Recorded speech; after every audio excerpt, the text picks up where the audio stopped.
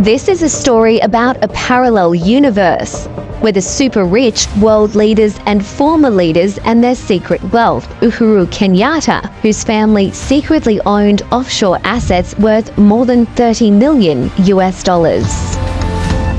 We're talking about Myanmar generals, we're talking about people associated with Robert Mugabe over in Zimbabwe, and we're also looking at some other African figures, people that have been convicted or accused of money laundering or even worse crimes. The Kenyatta family has ruled Kenya, one of Africa's largest economies, for decades. The Pandora Papers says that as Kenyan President Uhuru Kenyatta mounted an anti-corruption comeback, his family's secret fortune expanded offshore.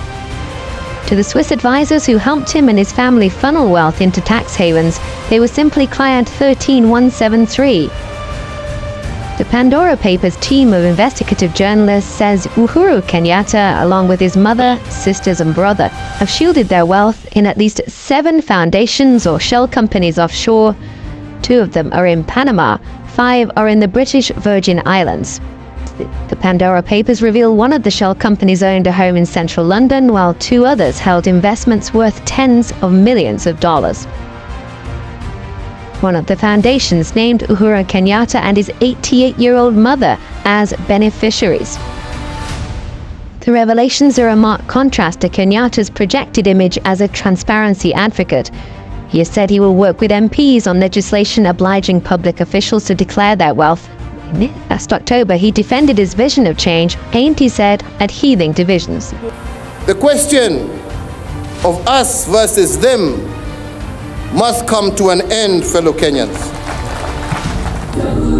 The Pandora Papers team points out that under Kenyan law, the president must provide a list of financial interests to the finance ministry each year.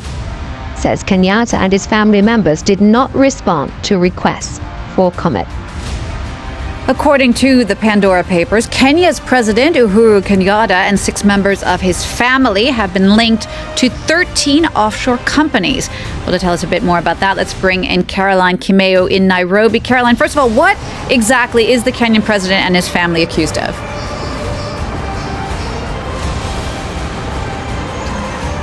Hi, well, yes, actually, the investigation, as you know, by the ICIJ and Africa Uncensored revealed that President Kenyatta and his family have amassed nearly $30 million over the last decades in offshore assets. The assets, which include a house in London, are held by various companies and foundations in tax havens like Panama and the British Virgin Islands. So as it is, some people are pointing out the paradox of Uhuru Kenyatta previously having stood for transparency within his government, and in fact in a BBC interview having stated that not as a public servant, it was his duty to declare his assets and that he had done so in accordance with the law. Has there been any reaction yet from the Kenyatta'S to all of this? Well, unfortunately, there hasn't been any comment yet from President Kenyatta or any member of his family, according to the ICIJ, but we're standing by on that. What more do we know about what might happen next in regard to all of this?